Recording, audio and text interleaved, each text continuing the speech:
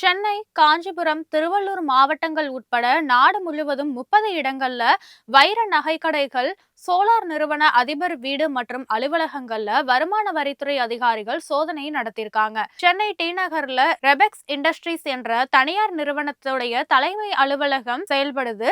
இந்த நிறுவனம் சார்பில் நிலக்கரி இறக்குமதி, மின்சார கார்களுக்கான பேட்டரி தயாரிப்பு, குளிர்சாதனம் மற்றும் குளிர்பாதன பெட்டிகளுக்கான உதிரி பாகங்கள் தயாரிப்பு உள்ளிட்ட தொழில்கள் நடத்தப்படுது. இந்த நிறுவனத்துடைய தொழிற்சாலைகள் காஞ்சிபுரம் மற்றும் திருவள்ளூர் மாவட்டங்கள்ல அமைந்திருக்கு.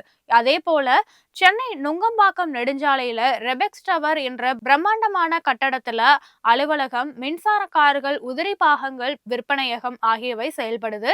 இந்த நிறுவனம் கடந்த 5 ஆண்டுகளாக தாக்கல் செய்த வருமான வரி கணக்கை ஆய்வு செய்வதில் வரி ஏய்ப்பு செய்திருப்பதும் தெரிய வந்திருக்கு. இதனையடுத்து இந்த நிறுவனங்கள்ல வருமான வரித்துறை அதிகாரிகள் சோதனை நடத்தினாங்க. தமிழகம் உட்பட நாடு முழுவதும் 30 இடங்கள்ல சோதனை நடத்தப்பட்டது. சோதனை தொடரும்னு வருமான வரித்துறை அதிகாரிகள் தெரிவிச்சிருக்காங்க.